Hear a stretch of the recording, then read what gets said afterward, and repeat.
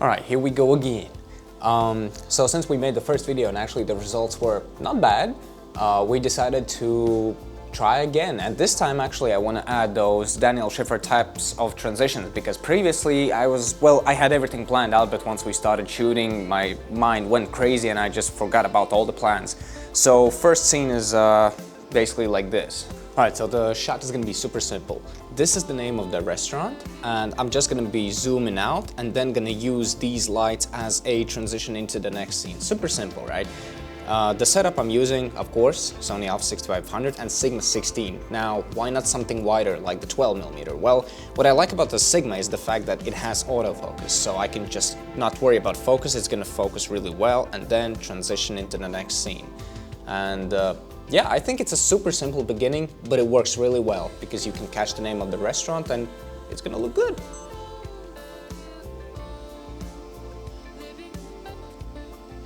You don't need to be super fast with those whip transitions. I see a lot of people they're whipping their cameras left and right, but it's not needed because you can speedrun these moves faster. Plus it's better that you get them right, get them smooth than to just, whip your camera somewhere. And from the previous shoot, I realized you should rather do the move like literally 10 times, not only 2 or 3, because you never know.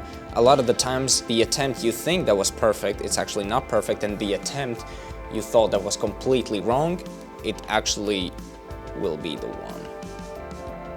I think previously a big mistake I made was the fact that I didn't take my laptop with me, so I couldn't check if the shot was good or not. But this time I took my laptop.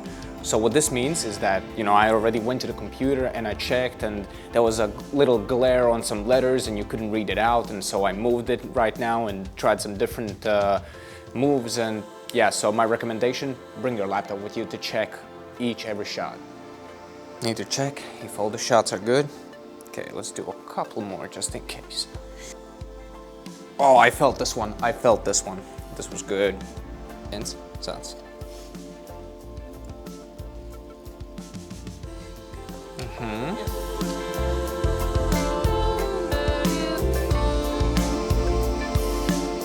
Oh, jag tror inte det är som så rätt.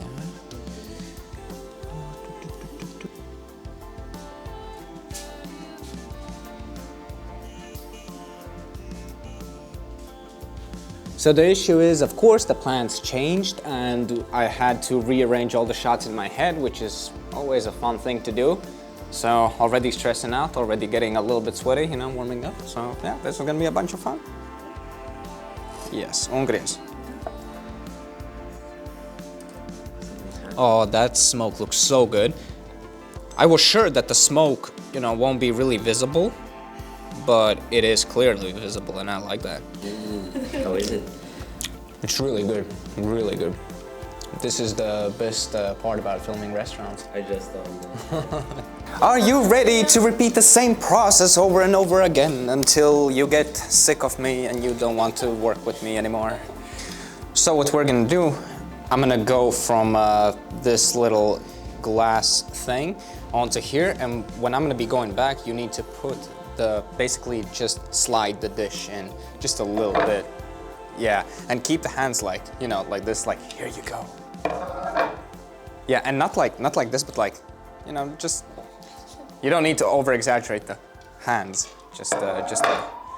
Yeah, pretty much. And don't pull them back, but pull them with the dish. Okay.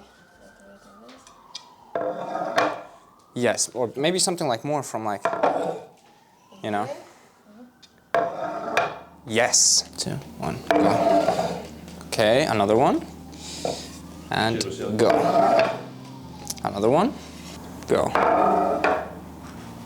And go.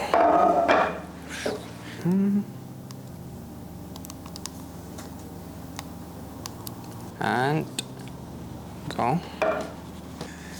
This is the most stressful part because these resources are very, very limited. So, all right. Ready? Okay, and go.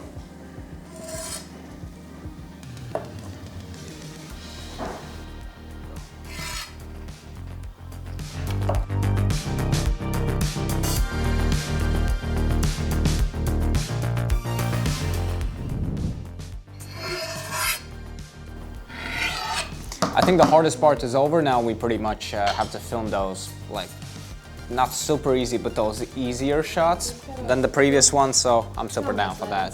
Because those first 2 shots were actually really nerve-wracking.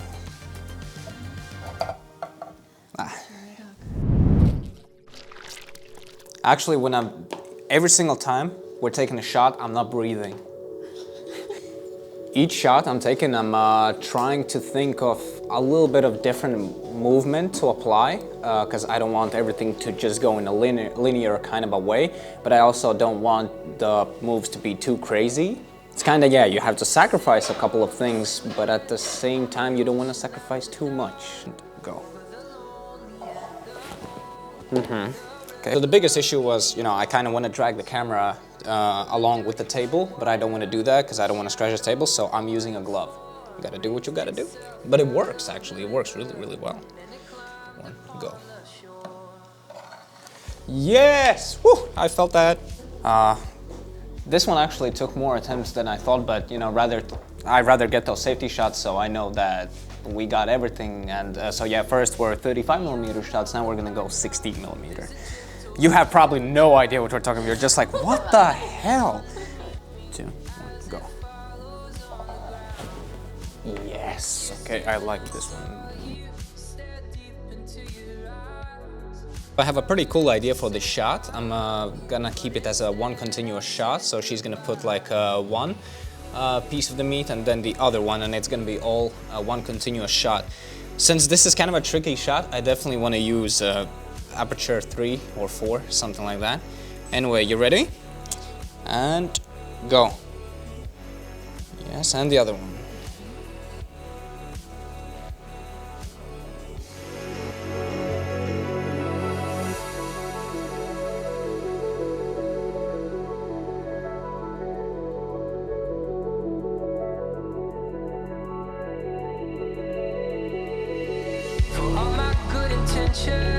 There's a shadow in the dark.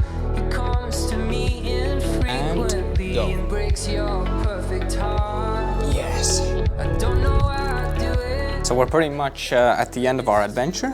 So where are you gonna put the grass? I don't know how it's called. Go.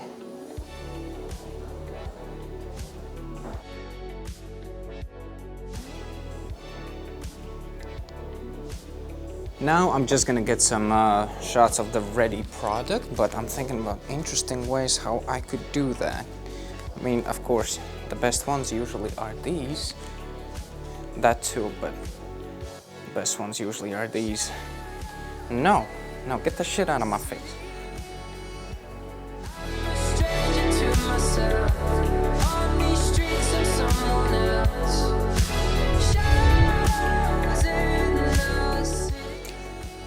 Hashtag not sponsored.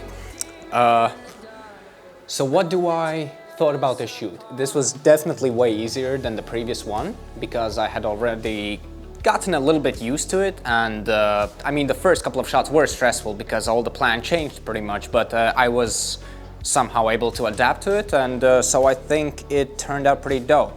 Some things I wish I could have done differently, maybe used some tools around here to create some transitions, but that immediately would have doubled our shooting time, so I'd rather not do that because we were kind of in a rush, like always. What did I like about the shoot though is the fact that this food was completely different from the previous one, and there wasn't a lot of sprinkling and stuff going on, so I couldn't rely on slow motion. I had to rely on movement, so it was a really good challenge for me, and in the end, I think I pretty much nailed the filming part of it, but you know how it is. Now it's gonna be the most difficult and fun part, editing. So I'm gonna be sitting next to the table and let's see what we can come up with. Let's go. You wanna taste it? I don't want to. You wanna taste it? No. Can I put it in your mouth? No.